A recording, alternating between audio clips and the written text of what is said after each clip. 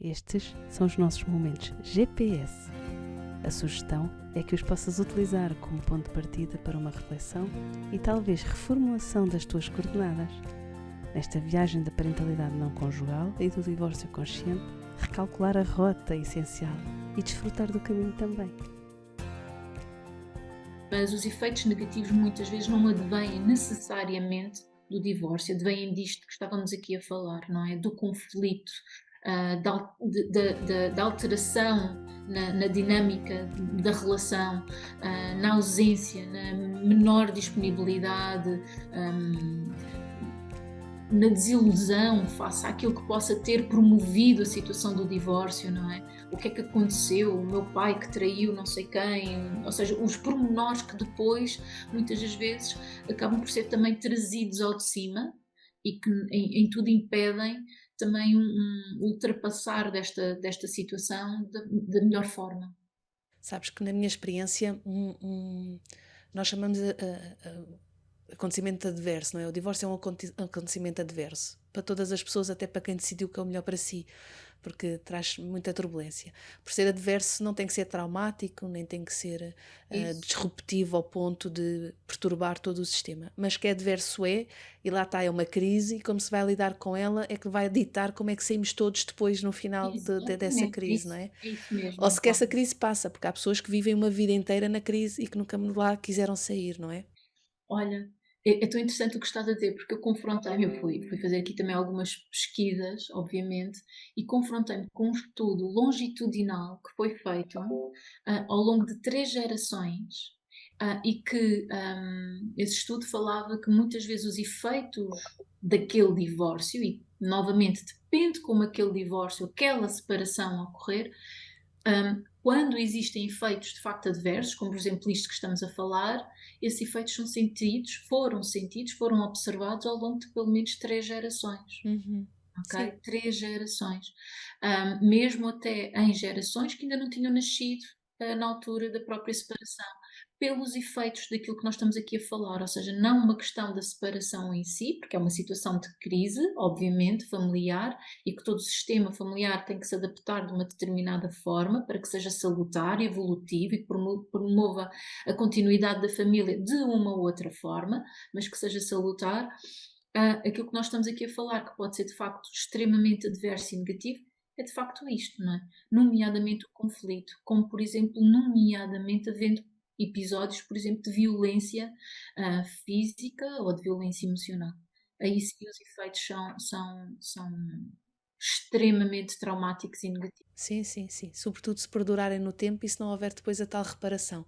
Porque no momento mesmo da separação, às vezes há episódios destes, enfim, pode acontecer qualquer um de nós, naquele momento há muita coisa a acontecer dentro de nós, emocionalmente é muito exigente e podemos fazer assim alguns disparates. Mas também conseguimos repará-los rapidamente e se não forem repetidos no tempo, até com a ajuda, olha, de psicólogos, podemos fazer essa reparação e sairmos todos mais refortalecidos na nossa relação depois desse episódio. Sabes que uma das coisas que eu noto que é mais prejudicial aos adolescentes, nota-se antes também, mas sobretudo na adolescência e nos filhos depois ali, idade adulta, mas ainda muito jovens, é a despersonalização dos miúdos. É como a partir do momento que os pais se separam, nada tem a ver com eles. Tu só fazes isso porque a tua mãe não sei o quê, ou tu só fazes isso porque o teu pai não sei o quê, tu só estás a dizer isso porque és igual ao teu pai, ou tu só estás a fazer assim porque a tua mãe também faz assim. E de repente parece que os miúdos se esvaziaram de quem são e tudo o que fazem é espelho de um dos pais. Não é? E pior é que para um é espelho de um e para o outro é espelho do outro. Então não há espaço para eles serem quem são. Seja, é como se eles não pensassem pela sua cabeça, é como se eles não tivessem as suas próprias opiniões, é como se eles não construíssem a sua própria narrativa e fossem sempre eco do pai ou da mãe. E isto, os miúdos começam a sentir que é como se não existissem, ninguém me vê como eu sou só a minha mãe ou sou só o meu pai. E isto dura mesmo muitas vezes muito tempo na vida dos miúdos. É nefasto exatamente por isso, ao mesmo tempo que esta narrativa desse pai ou dessa mãe continua a ser uma narrativa que ataca o outro.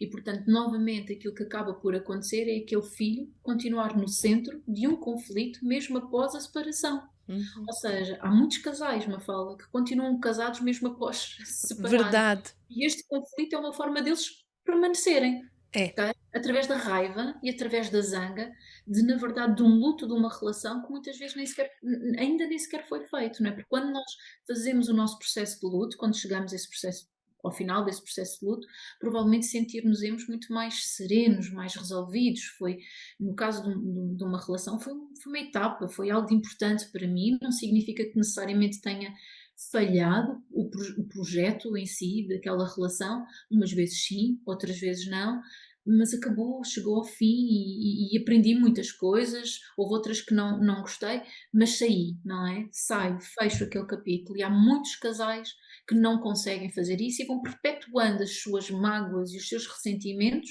mesmo após a situação de divórcio. E, portanto, para estes filhos que acabam por ouvir estas narrativas que estavas a dizer, na verdade aquilo que acaba por acontecer é eu continuo a sentir-me completamente invisível, não é? Portanto, eu sou invisível no meio de tudo isto, não é? Portanto, tu só estás a ver a tua mágoa, a tua dor ou o teu sofrimento em relação a outra pessoa, com quem tu te relacionaste. A mim continuas-me a não ver. Para além de que, ao estares a falar assim, da outra pessoa, isso magoa-me muito, não é? Porque estás a falar da minha mãe ou estás a falar do meu pai, que podem ser pessoas, imperfeitas, mas que são as minhas pessoas, não é? São o meu pai e a minha mãe, e isso de facto, hum, é um maltrato que me estão a fazer. exato. Sim.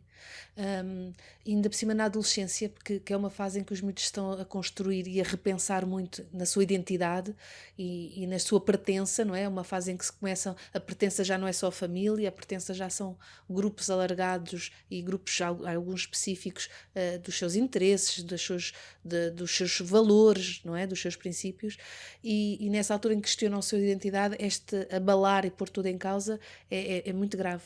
E muitas vezes os miúdos estão mesmo a tomar, muitas vezes tomam partido nessa idade, exatamente porque estão com um pensamento do ponto de vista dos valores um bocado acutilante e assim meio extremado, faz parte da idade, e tomam esses partidos, e nós assumirmos que isso é sempre manipulação do outro, lá está, é não estar a ouvir a voz do nosso filho e perceber que são coisas que são deles. E novamente, Mafalda, agarrando aqui um bocadinho naquilo que estávamos a falar do início, do ponto de vista da vinculação, ok? E porque a vinculação não é imutável, ok? Quando de repente aquela pessoa, aquele cuidador que era para mim tão presente, tão responsivo e tão securizador, ok, em termos emocionais para mim, começa a agir desta forma, ou mais ausente, ou mais indisponível, ou mais agressivo, indivíduo, eu filho, por exemplo, posso começar em certa medida, isto é algo muito inconsciente, mas é algo que acontece, eu posso começar a rever todo o meu modelo interno das minhas relações e, portanto, o meu próprio modelo de vinculação, que se calhar até pode ter sido bastante seguro até àquela data, pode alterar e quebrar-se completamente. E, portanto, de repente, aquele jovem sente-se absolutamente inseguro. E é este um modelo que acaba por internalizar dentro de si. Ok? Portanto, a minha relação com aquela figura pode ser profundamente alterada, com efeitos muito nocivos no próprio filho, no próprio adolescente. Sim, sim. Até porque muitas vezes põe em causa toda a sua história, que é se calhar o meu pai ou a minha mãe não eram bem quem eu pensava, Uma porque eu mentira, sentia tanta. uma fraude. Isto foi tudo uma mentira. É. Põe em Uhum. causa a sua E agora história. imagina o que é chegares a uma determinada idade e pensares uma mentira?